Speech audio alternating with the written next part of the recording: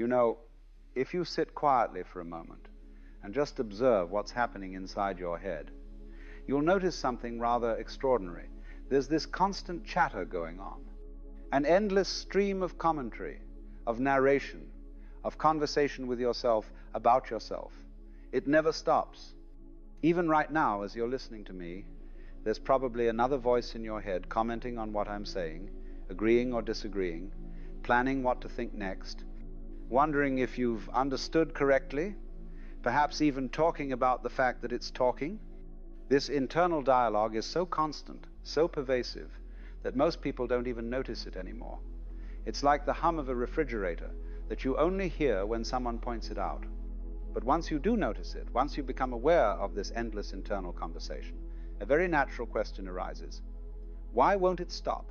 Why does the mind insist on this constant talking to itself? And more importantly, who is talking to whom? If it's your mind talking to itself, then who is the talker and who is the listener? Are there two of you in there? And if there are two, which one is the real you? The one doing the talking or the one listening to the talking? Let me tell you, this is not a trivial question. This is perhaps one of the most important questions you can ask about the nature of your own consciousness. Because this internal dialogue, this constant mental chatter, is at the root of almost all human suffering. It's the mechanism by which we create anxiety, worry, regret, and most of our psychological pain. And yet we're so identified with it that we think it's who we are. Let's start by examining what this internal voice is actually doing. If you pay close attention, you'll notice that it's doing several things. First, it's narrating. It's telling you the story of what's happening. I'm sitting here listening to this. I wonder what he'll say next. This is interesting. I'm not sure I agree with that. It's like a sports commentator giving you a play-by-play of your own life, except that you're living the life and providing the commentary simultaneously. Second, it's evaluating. It's constantly judging everything that happens as good or bad, pleasant or unpleasant, desirable or undesirable. I like this, I don't like that.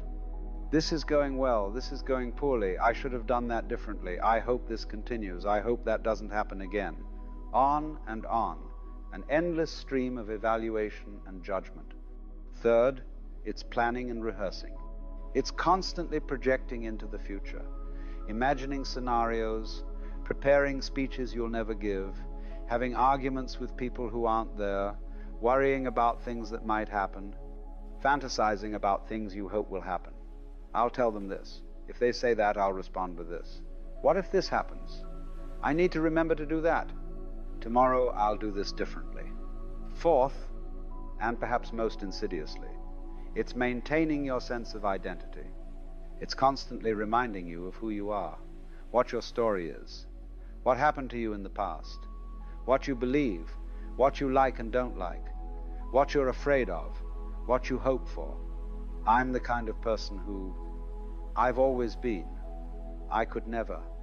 I remember when this is just like me too.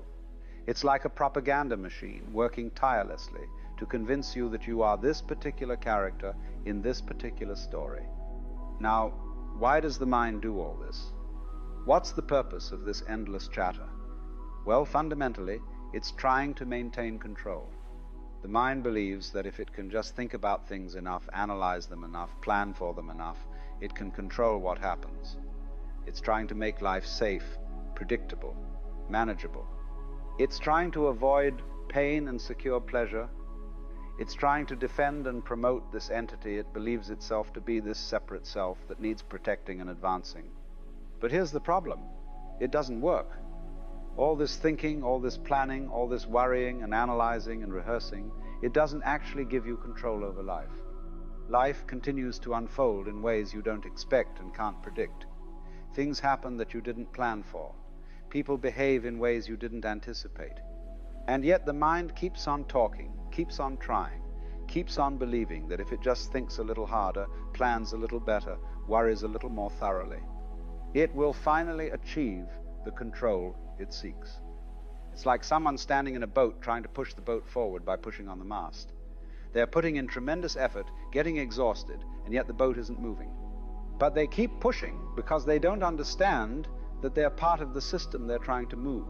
They think they're separate from the boat, that they can push it from outside. But they're in the boat. Their pushing doesn't move the boat, it just wastes energy and creates frustration. In the same way, the thinking mind believes it's separate from life, that it can think about life, plan for life, control life from some position outside of life. But this is an illusion. The mind is not separate from life, it's part of life.